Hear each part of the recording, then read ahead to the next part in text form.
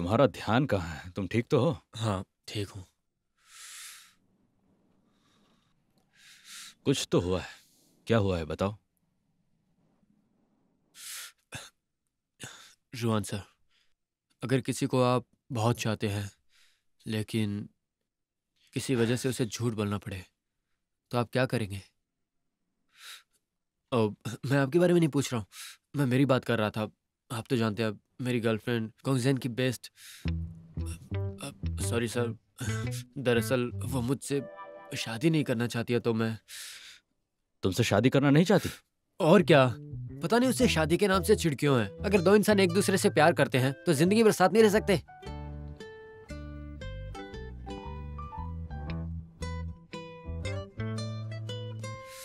Rohan sir, मेरा मतलब शादी से नहीं था। अगर दोनों प्यार करते भी हैं तो शादी करना जरूरी नहीं है। नहीं, मेरा मतलब ये था कि भले ही दोनों प्यार करते हैं लेकिन उन्हें जिंदगी भर साथ रहने की जरूरत नहीं है ना? अरे नहीं रोहन सर, आपको नहीं कह रहा था वो। रोहन सर, अब कोई सवाल नहीं पूछना। शेनजेंग, कहीं मैंने गलती तो नहीं कर दी? मुझे लगता है ऐसा करने के पीछे आपकी जरूर कोई वजह है। मेरे पापा जो सक्सेसफुल थे, उन्हें अपने सामने मेरे जैसी ही किसी बीमारी से टूटकर बिखरते हुए देखा है। और मेरी माँ, उन्हें लगता है कि अगर वो पापा को डिवोर्स ना देती तो वो कार एक्सीडेंट होता ही नहीं। वो गिल्ट में रही और डिप्रेशन से चल बसी।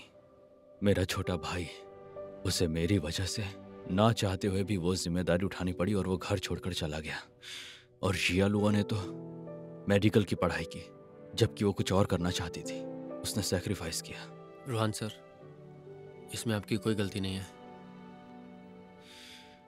बीमारी बदनसीबी का दूसरा नाम है, जो लोगों को जबरदस्ती ताकतवर बनाती है। जब कोई बीमार पड़ता है तो उसे सच का सामना करना चाहिए। झूठे लोग झूठी तसल्लियां देते रहते हैं, झूठे दिलासा भी देते रहते हैं। ऐसे लोग हमेशा झूठ बोलकर अपनी जिंदगी में स्टेबिलिटी बनाने की कोशिश करते हैं। आप जिससे प्यार करते हो उसे खरोच भी लगे तो आपको बहुत दुख होता है। तो फिर बताओ, मैं किसी की जिंदगी कैसे खराब कर सकता हूँ? इस बदनसीबी से लड़ने के लिए मैं अकेला काफी हूँ। समझ गया रोहन सर।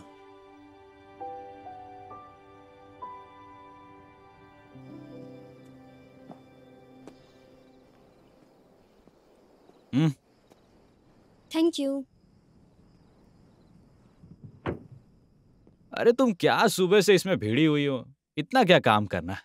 अरे करना पड़ता है, कोई भी नया काम शुरू करो तो मेहनत तो लगती है। तो आज हमने कितना कमाया? आज तो काफी अच्छी कमाई हुई।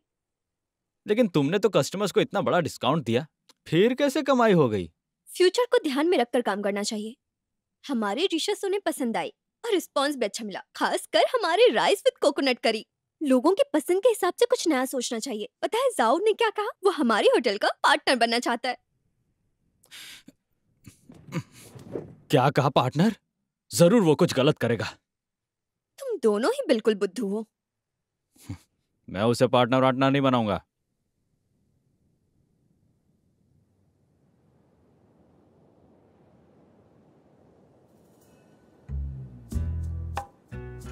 हिलना मत।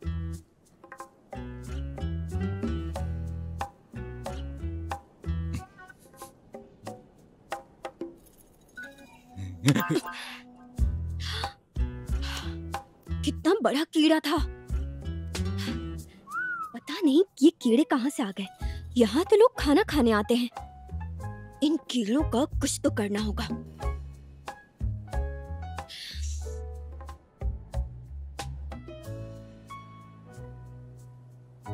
घूर क्यों रहे हो? नहीं तो? तुम घूर रहे थे और तुमने आंखें क्यों बंद कर ली थी?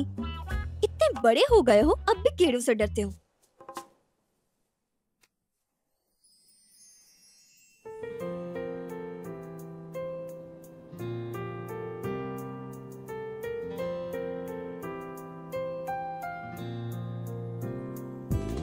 ये क्या कर रहे हो?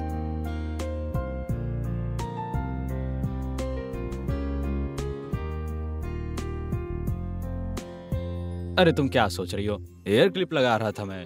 तुम लड़कियां कभी नहीं सुधरोगी।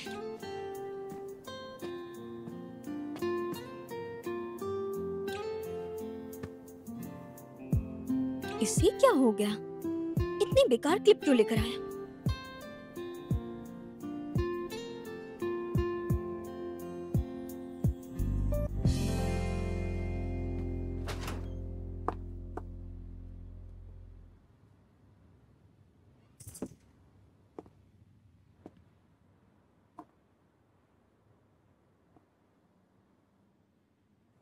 हाय फे, तुम आ गई।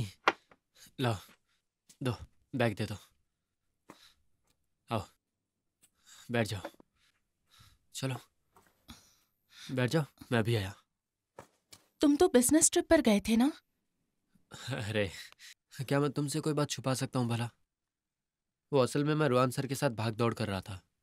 कैसी भाग दौड़? वेल, अरे वो सब छोड़ो ना। पता है आज बड़ा खास दिन है। आज हमें मिले हुए पूरा 1 महीना हो गया है। 1 महीना हो गया? मुझे पता ही नहीं चला। हाँ,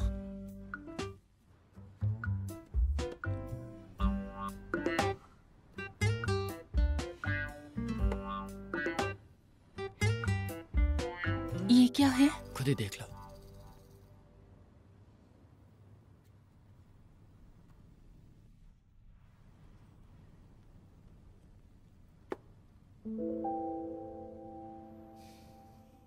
मुझे लगा कहीं तुम फिर से प्रपोज तो नहीं करोगे। नहीं नहीं नहीं, मैं ऐसा दोबारा नहीं करूंगा। तो फिर ठीक है, अगर करते तो मैं मना नहीं करती।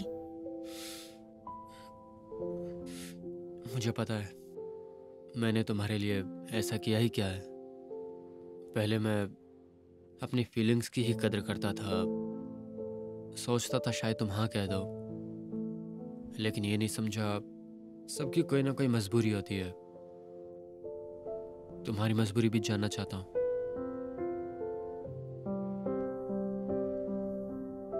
बताओ ना, क्या तुम मेरे साथ डरती हो?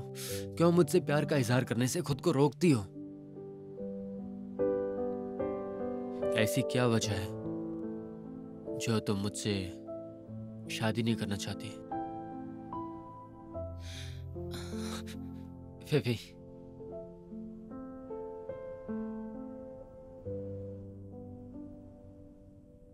बोलो ना प्लीज।